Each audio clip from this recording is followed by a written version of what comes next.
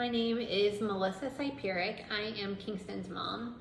We are from Florida and he's 15. He was diagnosed with Myhre syndrome about 4 years ago. As a baby, he was failure to thrive, speech delay, developmental delay, and some GI issues. He did have facial features that did not look like our family's features, so we did start doing some genetic testing when he was little, but not until about 10 years later did we finally find Myhre syndrome. Whenever he received the diagnosis, we still didn't have like any major medical issues that we were dealing with him, but we were very happy to have found it. That way we knew what to expect and how to help his little body better in the future. Not long after the diagnosis, we realized that he was having significant hearing loss, so he did get the Baha hearing aid, which was really helpful when he wants to wear it. And then not long after that, we did start experiencing high blood pressure. That was pretty controllable with meds, so we just kind of thought, it is progressing with the Myhres, but we thought, we're still doing really well. But up in 2023 in January, I dropped him off at school after our Christmas break, and he was healthy, active, happy. He had been playing outside all of break. Kingston thrives in sunshine and fresh air. It's all he wants. So whenever those things start to dwindle, we always know when he's not feeling well or sick. So we dropped him off at school that day, and I picked him up, and he was blue. His fingers were blue, his fingertips were blue, his lips were blue, and he was kind of hunched over walking to the car, complaining of chest pain and stomach pain. That was terrifying, so we called the ambulance and they picked him up. All of his vitals were good, so no concern there. So they kind of acted like it was no big deal, but we would bring him to the hospital just in case to be checked out. The ER doctors did not really see any concern because his vitals were good. They pressed on his belly and his belly felt fine. So they sent us home saying that sometimes kids just get cold, and that's why he was blue. Kingston had never been blue before, so I did not really accept that answer, but there was really not much more that we could do that day. So we went home, and over the course of the next few days, he stopped eating. He wasn't playing outside. He didn't want to do anything, and that was obviously a really big red flag for us. His stomach started getting to be rock hard. You could not press in at all. So we saw our pediatrician over the next few days, and they immediately asked for an ultrasound of his belly, and that looked okay. But a day or two later, when nothing had changed, we went to the ER. They did more ultrasounds of the belly because, again, his vitals were good. There were no more chest pain. He wasn't blue. So everything kind of checked out, and they sent us home again. The next day, he still had not eaten. At this point, he was now white and throwing up bile and asking to go to the hospital. So we went back. They again did a belly ultrasound, and they just couldn't really find anything to pinpoint on him.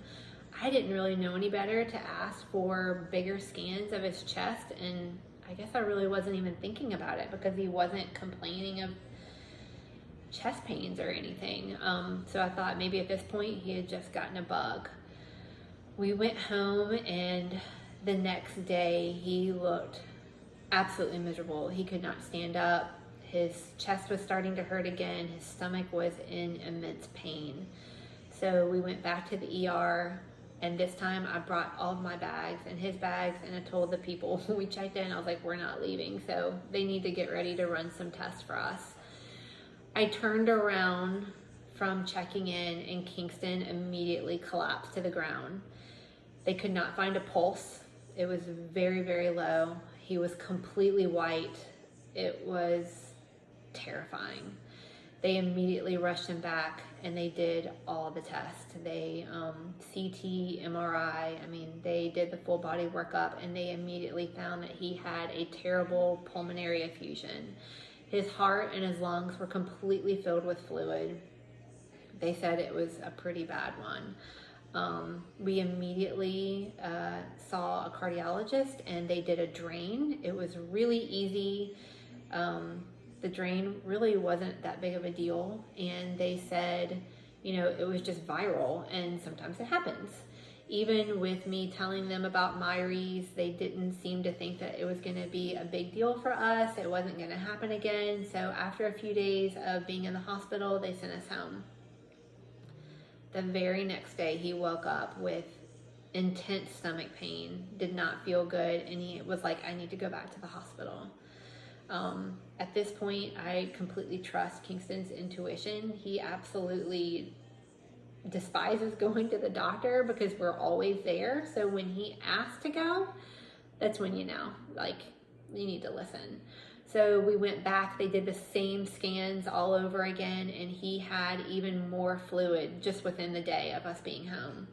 So they said we were going to do a window, so they would cut the pericardial sac to let the fluid drain out.